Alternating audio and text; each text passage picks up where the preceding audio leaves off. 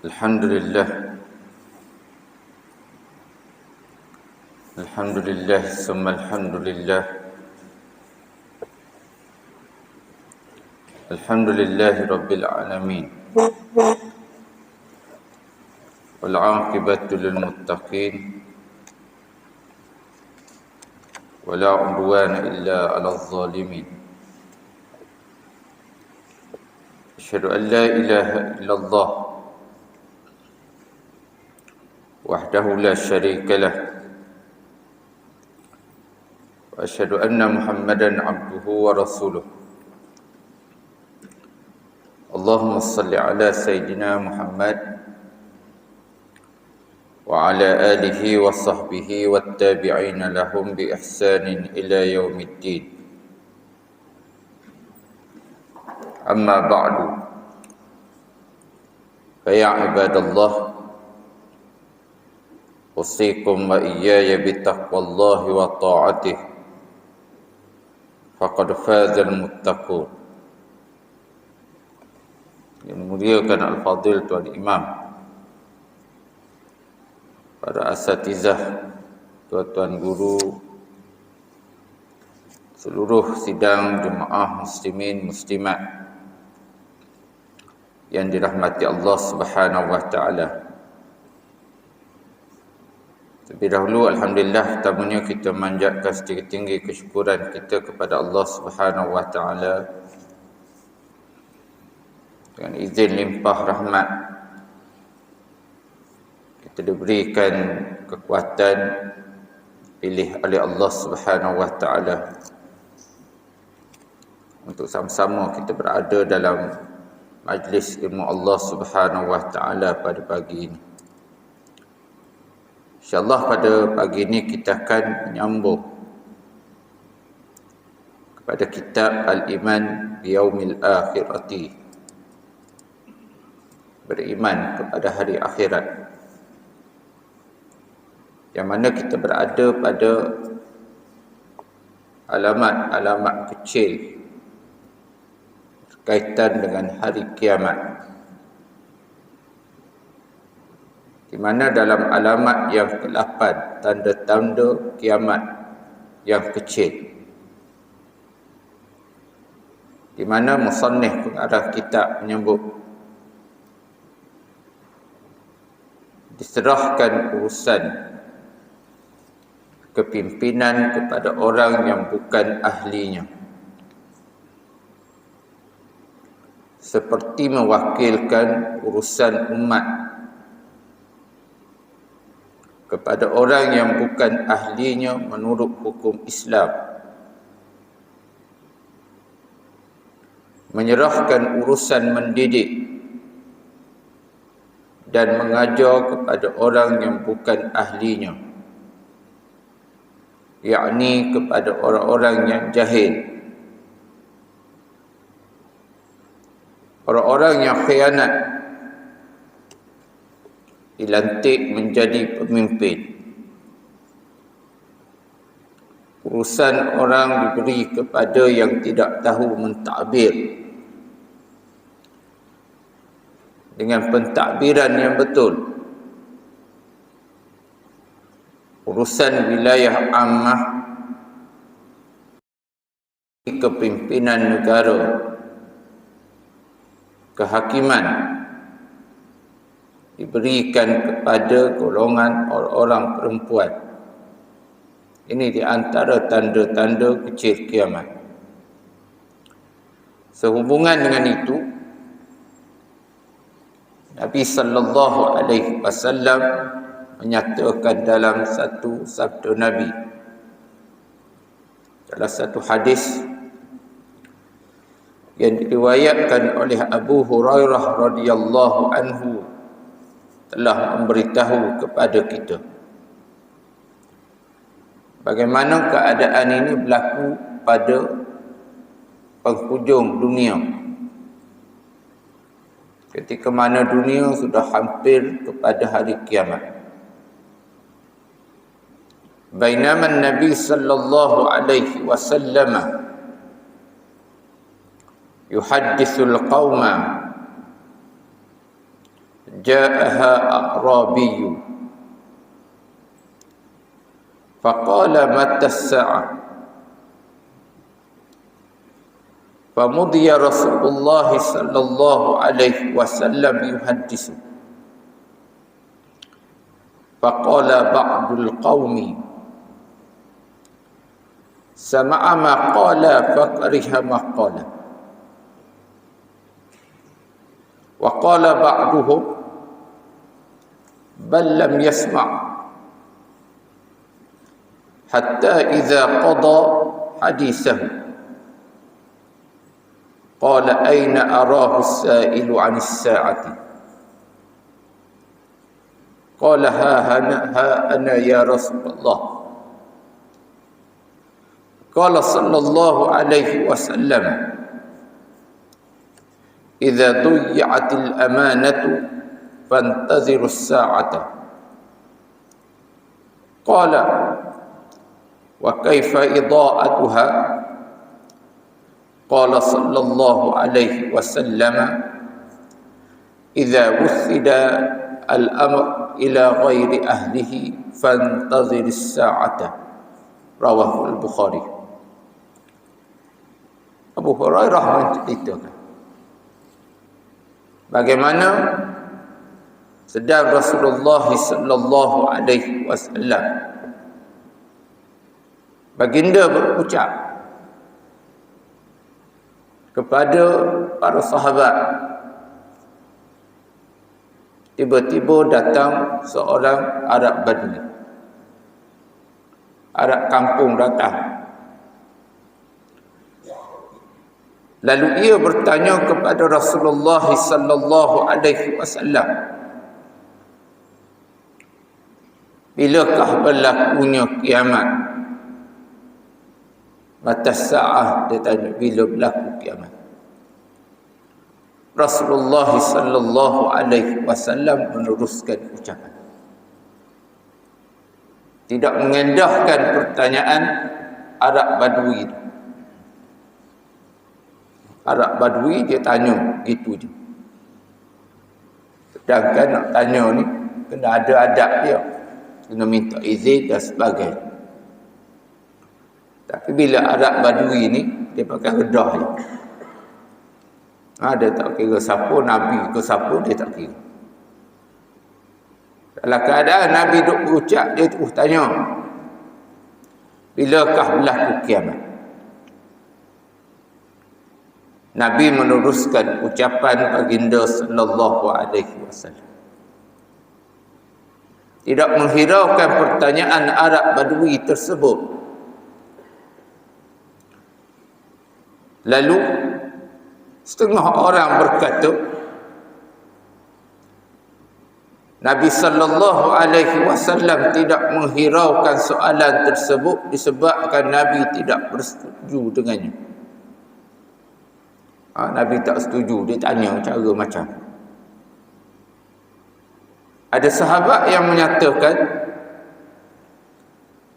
Nabi sallallahu alaihi wasallam tidak mendengar pertanyaan tersebut. Dalam keadaan duk bocak tanya gitu, maka tak dengar. Sehinggalah Nabi sallallahu alaihi wasallam selesai memberikan ucapannya. Lalu tiba-tiba Nabi sallallahu alaihi wasallam berbalik. Lalu baginda bersabda, di manakah orang yang bertanya tentang kiamat tadi? Bila selesai berucap, Nabi paling tanya mana tanya tentang kiamat tadi. Lalu orang Arab Badui yang bertanya itu berkata, ini dia saya, ya Rasulullah sallallahu alaihi wasallam, aku yang bertanya. Lalu Nabi sallallahu alaihi wasallam bersabda, kiamat itu berlaku apabila dihilangkan amanah. Apabila amanah itu dihilangkan. Lalu orang itu bertanya lagi, Badui itu bertanya lagi, bagaimanakah menghilangkan amanah itu? Amanah hilang macam mana? Tanda kiamat. Sabda Rasulullah sallallahu alaihi wasallam, apabila diserahkan urusan kepada orang yang bukan ahli. Bila diserahkan urusan bukan pada orang yang bukan ahli, apa-apa saja urusan dalam bidang agama berkaitan dengan fatwa, masalah hukum hakam, orang yang bukan bidang dia bercakap lebih daripada alim ulama. Bila orang alim dia mengeluarkan fatwa, mengeluarkan tentang masalah hukum hakam agama, masyarakat orang ramai dia akan tolak. Dia lebih dengar orang yang bukan alim. Dalam urusan pemerintahan, dipilih golongan orang-orang yang jelas tidak menjalankan amanah pemerintahan tersebut. Diberikan sesuka hati amanah pemerintahan. Maka ketika itu berlakulah kerosakan dalam masyarakat. Bukan sahaja kerosakan daripada segi agama. Agama jadi kacau bila. Bila orang yang tak bertauliah, orang yang tak mempunyai ilmu agama, bercakap tentang agama, orang ikut, maka masa itu agama akan kacau bila. Negara akan jadi huru-hara.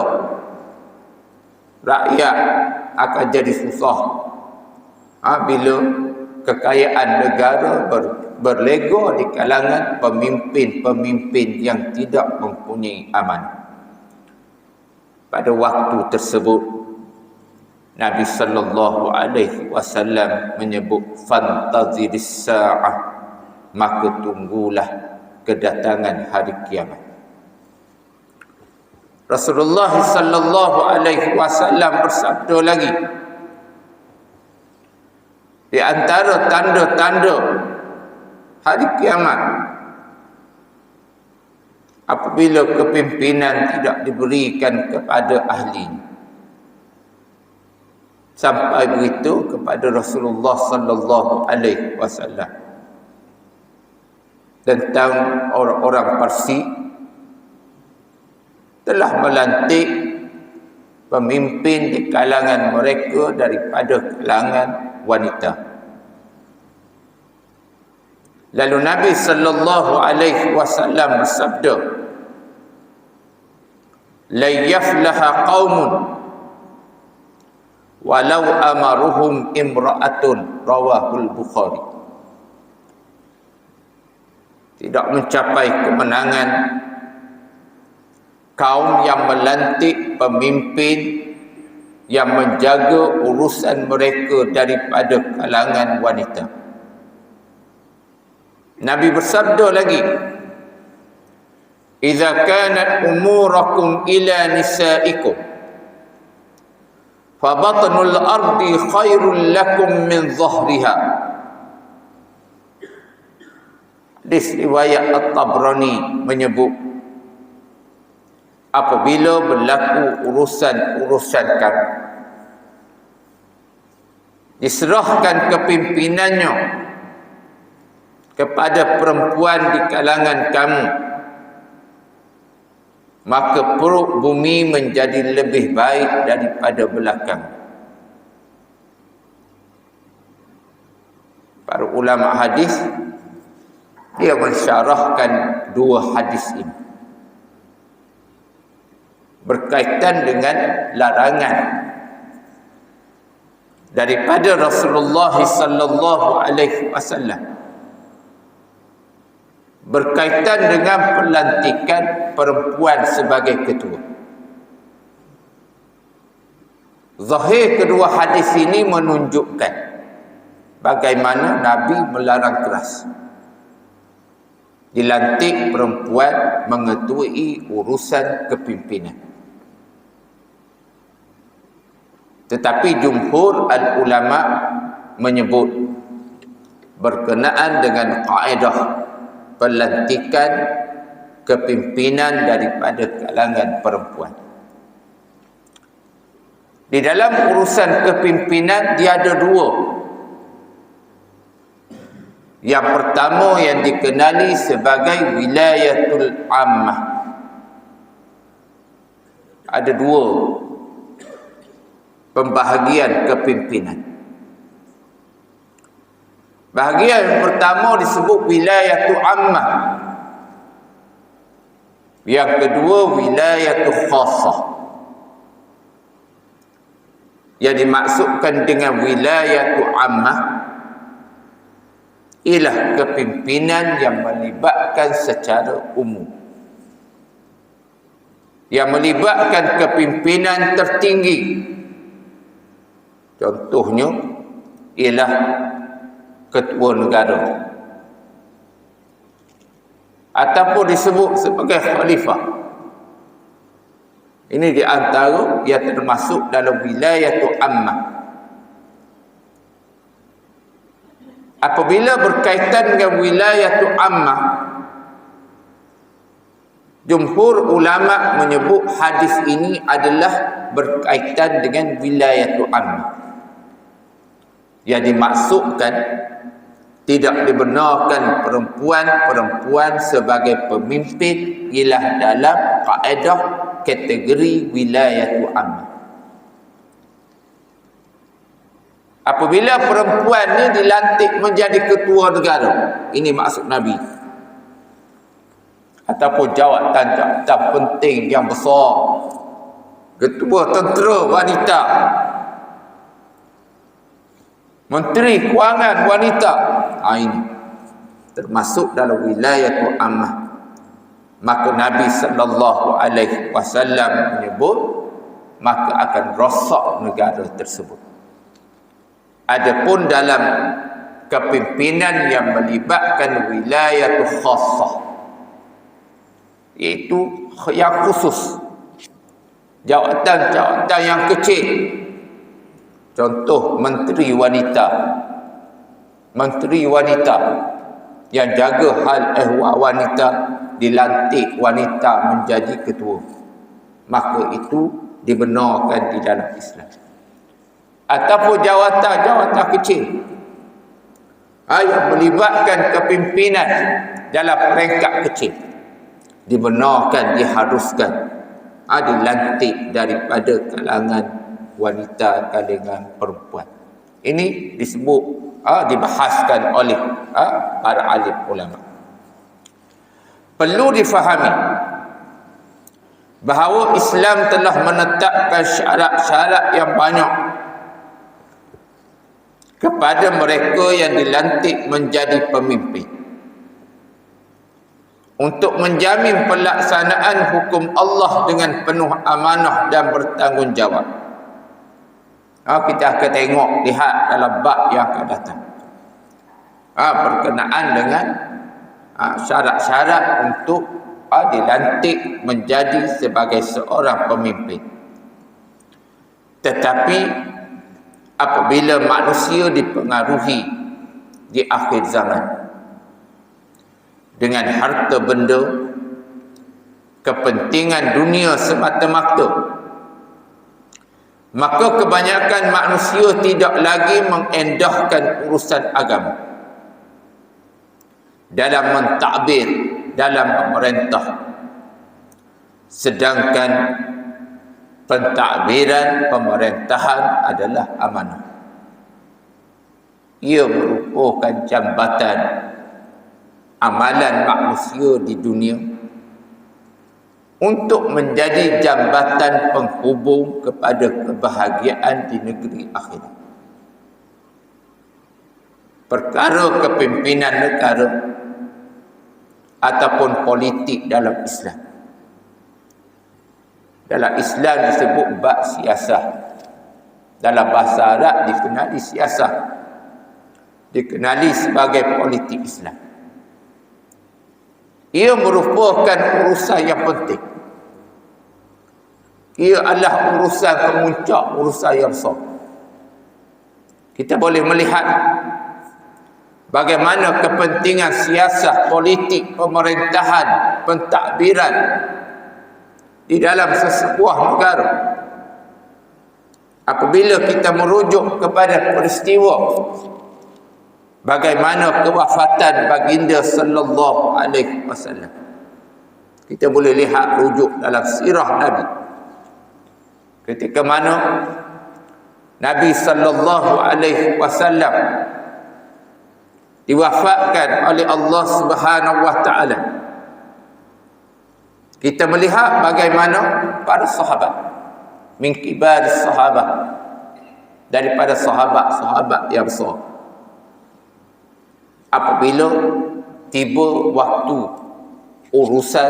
pengurusan jenazah baginda sallallahu alaihi wasallam,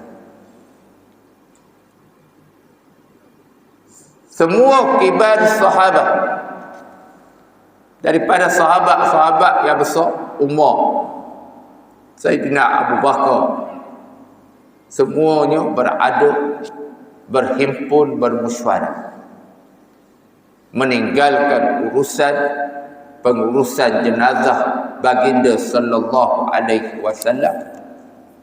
Mereka berbincang, bermusyawarah untuk mencari sesiapa yang akan menggantikan kedudukan pemerintahan Rasulullah sallallahu alaihi wasallam.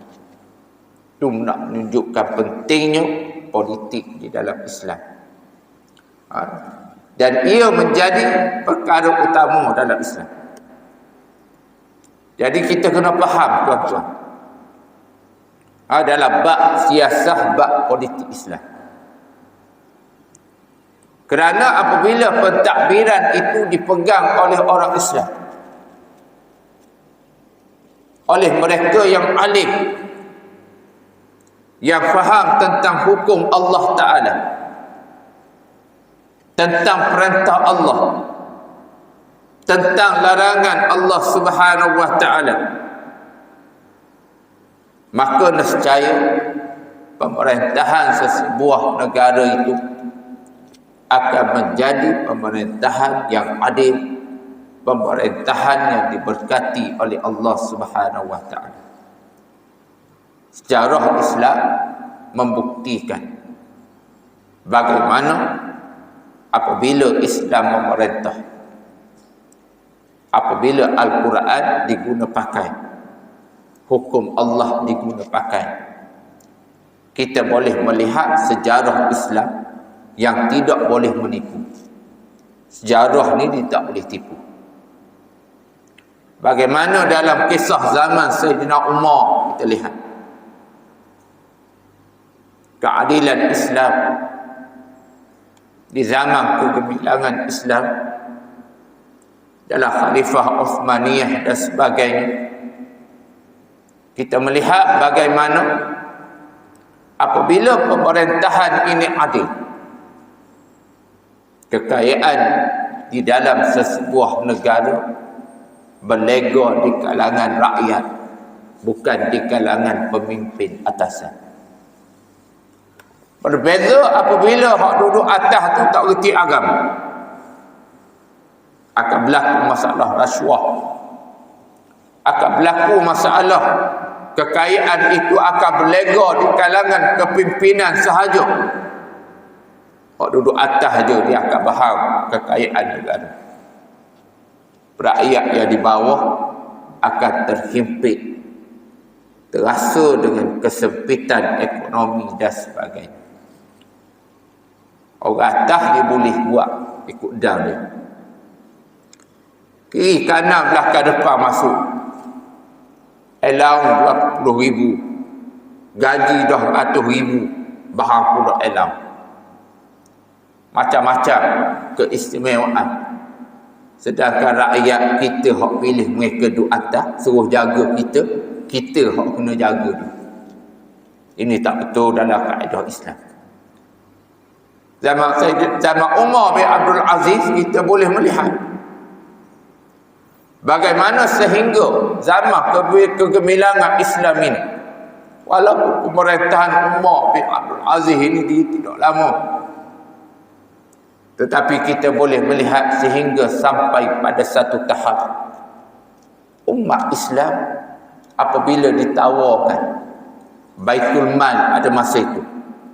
Baitul Mal ni tempat dihimpunkan harta zakat dan sebagainya. Apabila sampai tempoh masa pemerintah ni tanya siapa yang berhajat kepada zakat. Zakat ni orang asnaf, yang tak mampu, yang ada kelayakan untuk menerima zakat. Tiada di kalangan orang Islam yang masuk dalam kalangan asnaf. Nak cari orang terima zakat tu tak ada. Maknanya keberkatan dalam pemerintahan kerajaan Islam, Allah Ta'ala turunkan keberkatan dan kekayaan itu dibahagi semerata di kalangan rakyat, di kalangan masyarakat. Kita kalau kita nak, kita kena letak kepimpinan yang nak pimpin kita, yang nak duduk atas sekali, biar daripada orang-orang Islam yang faham tentang agama. Perkara kepimpinan negara atau politik Islam menjadi perhatian besar di kalangan umat Islam, sehingga kejatuhan kerajaan Islam yang terakhir, kerajaan Uthmaniyah. Berlaku zaman iaitu era penjajahan, masuk era penjajahan, Perang Dunia Pertama, Perang Dunia Kedua. Negara-negara umat Islam dipecahkan. Negara umat Islam dipecah. Yang satu dipecahkan jadi 3. Dibahagikan di kalangan penjajah. Belanda ambil negara Indonesia. Tanah Melayu diambil oleh British. Ini dia bagi. Belah sana, belah mana diambil oleh Perancis. Ini mereka ambil. Dibahagi-bahagikan kerajaan tanah-tanah pemerintahan negara umat Islam. Difaraidkan kekayaan umat Islam.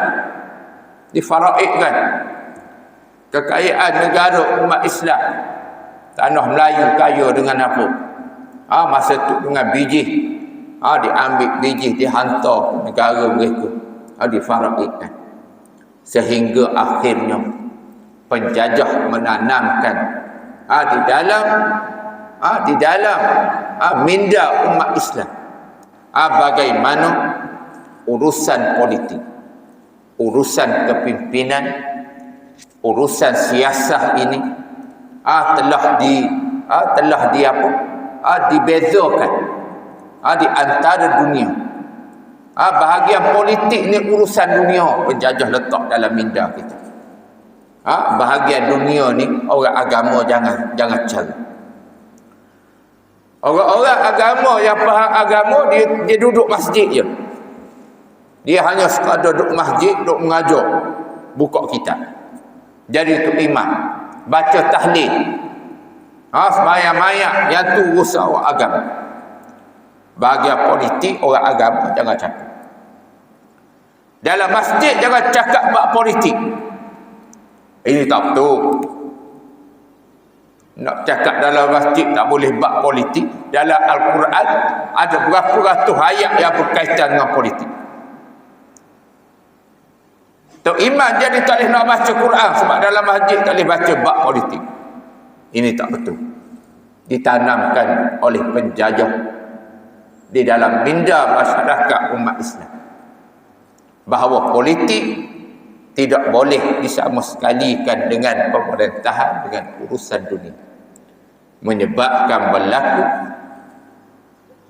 umat Islam memandang ringan tentang urusan politik Islam, sedangkan kita melihat di dalam kitab-kitab yang muktabar, yang dikarang oleh ulama-ulama silam, banyak meletakkan tentang betapa pentingnya politik Islam diambil berat oleh umat Islam itu sendiri. Seterusnya tanda kiamat kecil yang ke-9. Berlaku peperangan penentu di antara umat Islam dengan orang-orang Yahudi. Bangsa Yahudi pada asalnya menjadi pilihan Allah Subhanahu wa taala. Yahudi bangsa yang dipilih oleh Allah. Dan inilah mereka wawarkan ketika mana dilantik Rasulullah sallallahu alaihi wasallam menjadi nabi akhir zaman. Mereka tak mengaku, tak ikut nabi, dengan sebab mereka menyatakan Yahudi adalah bangsa yang dipilih oleh Allah Taala. Daripada kalangan mereka, yakni Yahudi ini, ramai nabi dipilih, dibangkitkan nabi-nabi dan rasul-rasul alaihi salam. Dalam kalangan bangsa Yahudi paling ramai keturunan nabi dan rasul. Tetapi mereka lah juga yang paling menentang nabi-nabi dan rasul-rasul itu. Mereka membohongi para nabi, memfitnah para nabi. Dan ada di antara para nabi dan para rasul dibunuh oleh golongan bangsa Yahudi. Terlalu banyak nikmat yang diberikan kepada bangsa Yahudi oleh Allah Subhanahu wa taala. Tetapi mereka seringkali tidak mensyukurinya. Mereka melakukan kekufuran dan kezaliman. Nabi kita Nabi sallallahu alaihi wasallam wafat baginda kesan daripada memakan daging yang diracun oleh Yahudi. Dalam peristiwa Khaybar, bila selesai peperangan itu, golongan Yahudi ini jemput Nabi sallallahu alaihi wasallam. Lalu dihidangkan makanan kepada Nabi dan para sahabat. Seorang perempuan diletak racun dalam daging yang dihidangkan kepada Nabi sallallahu alaihi wasallam. Apabila Nabi sallallahu alaihi wasallam gigit daging tu, Allah Taala perintah pada daging tu, suruh bagi tahu pada Nabi bahawa daging tu ada racun. Nabi gigit, kemudian Nabi kehet balik. Seorang sahabat yang duduk di sisi Nabi, dia makan daging tu mati. Makan daging tu mati. Nabi dah gigit je, daging bagi tahu aku ada racun. Nabi lempar buah. Lalu diambil yang letak racun itu, Yahudi itu.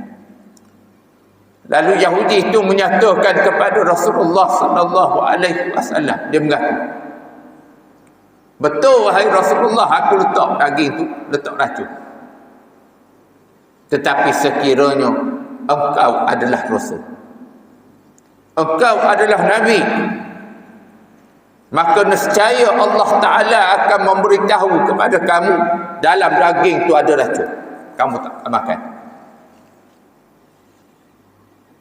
Kalau kamu Nabi. Dan betul kamu Nabi, kamu Rasul, sebab daging bagi tahu kamu tak makan. Tetapi kesan gigit itu menyebabkan sakit kepada Rasulullah sallallahu alaihi wasallam, menyebabkan kewafatan Nabi sallallahu alaihi wasallam, bawa mati kesan racun tersebut.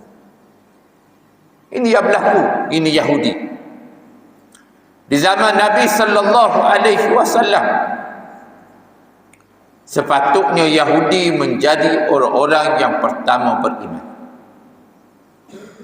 Kerana berita kelahiran baginda sallallahu alaihi wasallam dinyatakan dalam kitab suci mereka. Bahkan ada di antara mereka orang-orang yang mengetahui tanda-tandanya. Dalam kitab lama disebut tentang kelahiran Nabi kita Nabi Muhammad sallallahu alaihi wasallam. Dalam Taurat disebut Dalam Injil disebut Salman Al-Farisi, orang Parsi yang juga beriman. Disebut dalam kitab lama tentang kelahiran Nabi akhir zaman yang bernama Ahmad. Dalam kitab Taurat disebut dengan lebih terperinci. Sehingga golongan-golongan ahli kitab mereka mengenali tanda-tanda yang ada pada Nabi akhir zaman lebih daripada mereka mengenali tanda yang ada pada anak mereka sendiri. Tanda anak tu mereka kadang-kadang tak nampak. Tapi tanda Nabi akhir zaman disebut dengan jelas. Di antaranya berlaku dalam kisah Nabi sallallahu alaihi wasallam mengikuti rombongan perniagaan bapa saudaranya Abu Talib. Di situ Buhairah Ar-Rahib, ini alim ulama orang Yahudi. Buhairah Ar-Rahib, daripada jauh dia melihat rombongan kafilah yang membawa barang dagangan. Mengikuti kafilah itu ialah awan. Awan ikut. Kafilah berhenti, awan berhenti. Rombongan berjalan, awan itu berjalan. Ini disebut dalam kitab Taurat. Tanda Nabi akhir zaman, awan akan ikut dia berjalan mana-mana, akan lindung dia. Lalu Buhairah Ar-Rahib memanggil rombongan Abu Talib. Ini kisah dia terkenal, kita tahu berlaku. Dijamu rombongan Abu Talib. Bila dipanggil, Buhairah memanggil Abu Talib. Mana ketua? Abu Talib menyatakan, aku ketua kafilah ini. Lalu Buhairah menyatakan, wahai Abu Talib, adakah semua rombongan kafilah ini sudah ada di hadapan aku? Dijamu makanya. Abu Talib kata ada belaka. Buhairah menyatakan, kamu bohong. Kamu bohong, Buhairah kata. Bila Abu Talib bagi tahu ada semua, Buhairah kata kamu bohong. Abu Talib kata ada seorang yang tak datang bersama. Dia duduk jaga kafilah binatang, iaitu anak saudara aku, iaitu anak aku yang bernama Muhammad. Dia sebut anak aku bernama Muhammad. Buhairah kata panggil dia. Panggil dia, aku nak tengok. Lalu dibawa Muhammad Nabi kita Nabi SAW di hadapan Buhairah. Lalu Buhairah apabila melihat Muhammad, lalu dia melihat tanda-tanda Nabi akhir zaman yang disebut dalam kitab Taurat. Buhairah menyatakan, budak ini sepatutnya tidak mempunyai ayah dan tidak mempunyai ibu. Budak ni patut tak ada ayah, tak ada ibu. Dalam kitab Taurat disebut anak yatim piatu. Macam mana boleh jadi ada ayah? Abu Talib menyatakan benar, ia adalah anak saudaraku yang mana aku membelanya, menjaganya, ayah dan mak dia telah mati. Lalu Buhairah menyatakan, inilah Nabi akhir zaman. Sekiranya orang-orang Yahudi mengetahui tentang budak ini, nescaya budak ini akan dibunuh oleh orang-orang Yahudi. Sila bawa balik dia, bawa balik ke Mekah. Maknanya dikenali tanda-tanda yang ada pada Nabi sallallahu alaihi wasallam. Tetapi sebaliknya orang-orang Yahudi menjadi penentang paling gigih, menggalakkan orang-orang musyrikin supaya menentang Islam dengan sekeras-kerasnya. Peranan mereka dalam peristiwa Ahzab dan racuni Rasulullah sallallahu alaihi wasallam yang menjejaskan kesihatan baginda sehingga wafat, menjadi bukti betapa jahatnya mereka terhadap Islam, Nabi dan penganutnya. Bahkan mereka juga bertanggungjawab melahirkan ajaran-ajaran sesat untuk merosakkan manusia. Di zaman kemenangan Islam, mereka diburu habis-habisan, sehingga tiada tapak bagi mereka di semenanjung tanah Arab. Ketika umat Islam berjaya menawan Baitul Maqdis, Sayyidina Umar bin Al-Khattab telah memberikan amaran, nahnu qaumun a'azzanallahu bil Islam, wa mahma nabtaghil izzah bi ghairiha ma a'izzanallahu azallanallahu. Kitalah umat yang diberikan kemenangan oleh Allah dengan Islam. Walau bagaimanapun kita mencari kemuliaan dengan cara yang lain daripada telah memberi kemenangannya kepada kita, maka kita akan menerima hukuman hina daripada Allah Subhanahu wa taala. Menjadi tanda akhir zaman, mereka kembali semula ke tanah Arab. Bahkan mereka menubuhkan negara Palestin yang menjadi impian mereka sejak zaman berzaman, di mana mereka mengambil kesempatan daripada kelemahan umat Islam. Perlulah diketahui bahawa kembalinya mereka ke Palestin adalah untuk berkubur, untuk dikuburkan di tangan umat Islam, kerana ia adalah janji daripada Allah Subhanahu wa taala. Insya-Allah kita akan sambung dalam kisah yang panjang berkenaan dengan pertembungan yang berlaku di antara umat Islam dengan bangsa Yahudi, yang menjadi petanda di antara petanda dekatnya kita pada hari kiamat. Kita akan melihat dalam kisah hadis-hadis yang menceritakan pertembungan ini. Di antaranya kisah yang dikenali dengan Al-Malhamatul Kubra. Al-Malhamatul Kubra. Malhamah ni ialah daging-daging.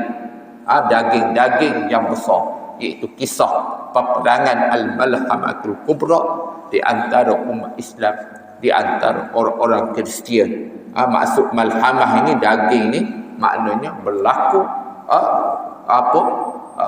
pembunuhan yang tersangat ramai, yang tersangat-sangat ramai pada kalangan tentera-tentera Kristian yang mati. Nabi sebut mereka ini adalah golongan yang tidak diberikan keampunan, akan masuk dalam neraka, Nabi sebut. Dan juga jiwa yang besar juga syahid daripada kalangan tentera Islam, yang Nabi SAW menyebut peristiwa Malhamatul Kubra ini. Nabi sebut iaitu jiwa-jiwa yang akan tetap kekal dalam syurga selama-lamanya. Ini yang kita akan melihat kisah yang akan berlaku berkaitan dengan pertembungan di antara tentera Islam, tentera Yahudi, tentera Islam dengan tentera Kristian, yang menandakan betapa hampir dekatnya kita pada tanda-tanda kiamat. Wallahu a'lam. A'udzubillahi minasyaitonir rajim. Bismillahirrahmanirrahim. Wassalatu wassalamu ala asyrafil anbiya'i wal mursalin wa ala alihi wa sahbihi ajma'in. Allahumma iftah lana futuhal arifin warzuqna fahman nabiyyin bi ja'i khatamil anbiya'i wal mursalin. Allahumma inna na'udzubika minal ilmi la yanfa' wa min qalbin la yakhsha' wa min nafsin la tashba' wa min du'an yastajabu lah. Allahumma rabbana atina fid dunya hasanah wa fil akhirati hasanah wa qina azabannar. Wa sallallahu ala sayyidina Muhammad wa ala alihi wa sahbihi wasallam. Subhana rabbika rabbil izzati amma yasifun wa salamun alal mursalin walhamdulillahi rabbil alamin. Wassalamu alaikum warahmatullahi taala wabarakatuh.